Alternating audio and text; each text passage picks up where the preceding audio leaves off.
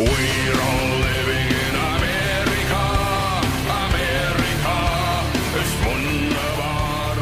We're all living in America. Good afternoon, ladies and gentlemen. This is Freedom of the Press with John Mousseau and Alexander Reese.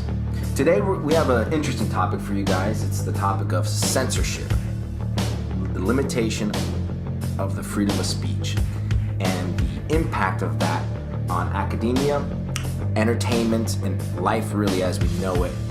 Is this a threat? Is this something that we should be concerned about? Is it just a big conspiracy theory? Well, that's what we're going to be talking about today. John, what are your thoughts on censorship?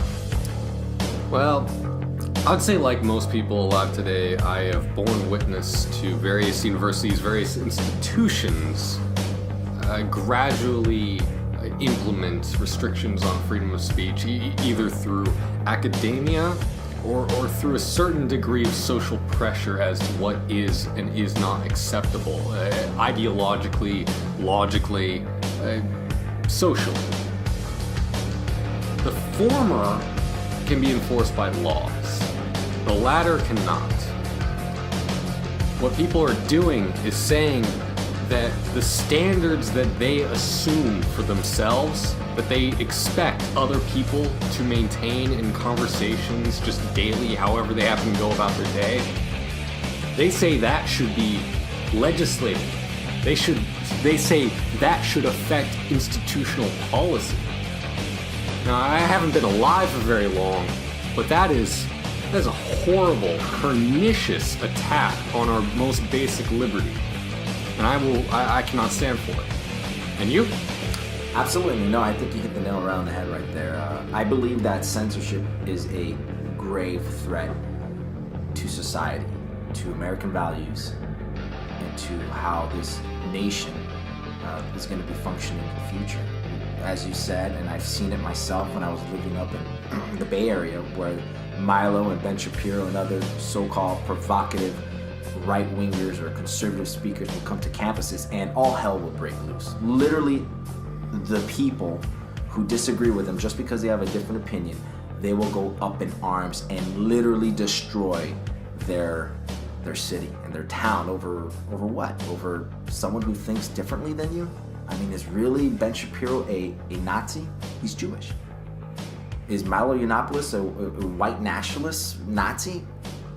I mean, he married a black man, and he's hated by the Daily Stormer and some of the hardline white nationalists. Of course not. These people are just upset, and they're living in a bubble where they have not been exposed to rhetoric or any sort of belief that's contrary to theirs. And when they hear it, it's offensive. And that is when they start to incorporate this sense of political correctness, and that is a tool to limit freedom of speech, because we do have the right to say what we want and what we feel, even if it hurts people's feelings.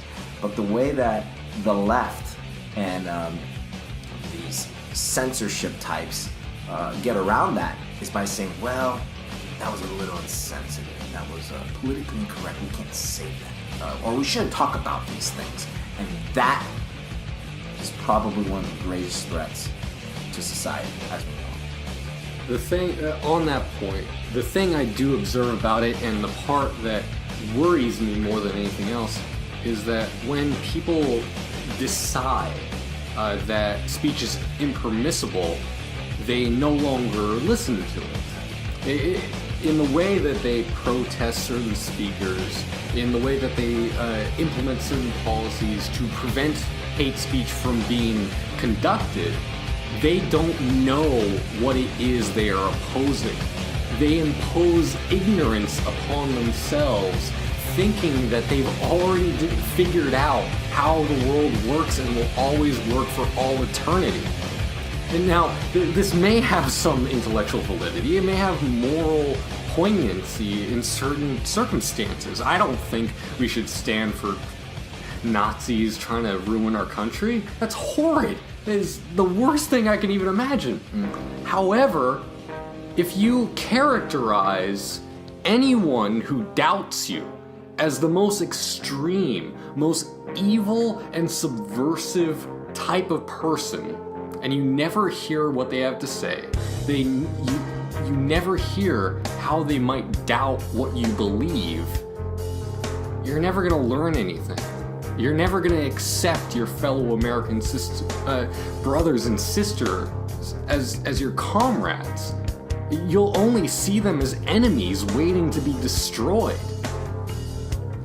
No, that's a great point, and I think that's why among some of my friends and co-workers and etc. that I've known over the time, many of them are kind of afraid to speak their mind. And I think it's a perfect example why America was so shocked when they heard that Donald Trump won the election. They were shocked. Why?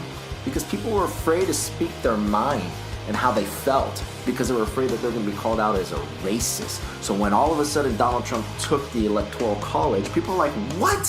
How did this happen? How did he win? Well, that's because they demonized the opposition as hateful, racist, bigots, and sexist, and misogynist, and every word that you can ever think of. A Russian agent, trying to subvert America. Then of course you're not going to hear your fellow neighbor and your friends and your coworkers who might have voted for him. It's a complete shock.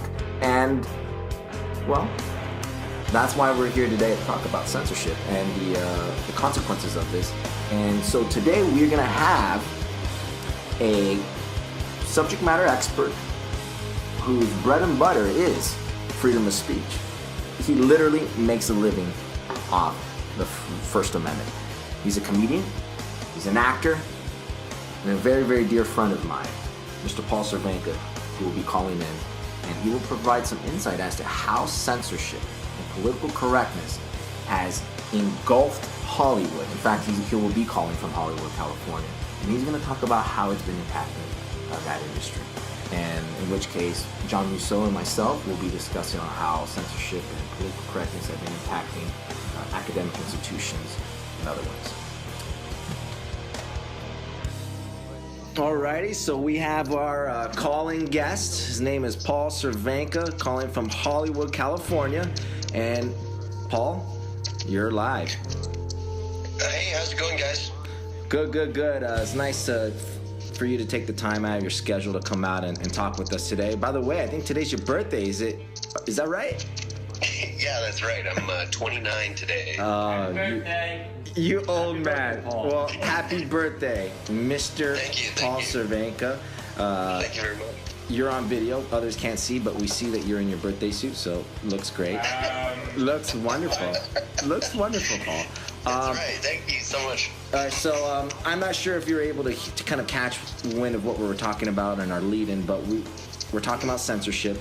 And sure. Would you please give us a little background as to what you do in your career and just what you do for a living?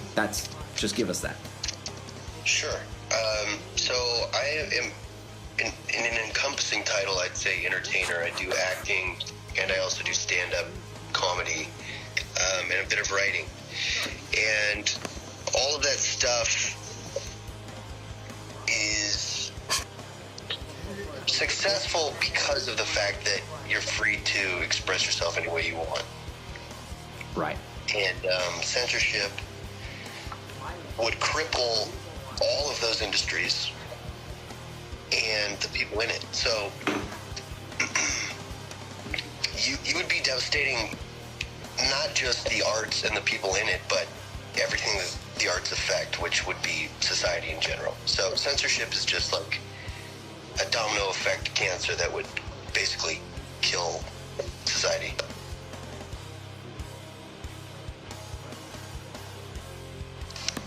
Oh, sorry, ladies and gentlemen, we got a little bit of feedback there. Sorry, was that a little too hot for you guys? Was that a little too, No, you're good. No, we paused. I paused. we can cut and clip and shit, so it's okay. But I forgot that I didn't record on my mic. God damn it. No, I got it. No, I'm talking about details here that it's irrelevant, but we got it. That was good. We're good. We're good. For what? Let's see here. 2 computers, 2 iPhones, a nice microphone. It's pretty guerrilla what we're doing here. It's like fucking Ugandan filmmaking act. No, we're good, man. This is good. All right, so we're gonna go live right now. Okay. Just chop it up. Yeah. Fix it in post. All right. Okay.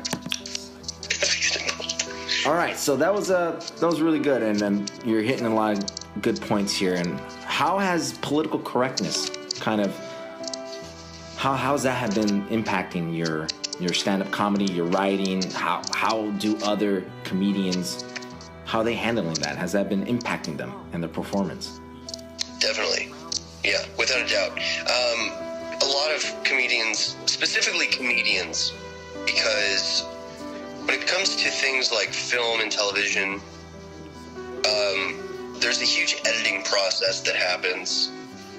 So in order to sell a film, they may or may not make it more politically correct. But when it comes to stand-up, it's basically just the comedian and the audience, right? There's no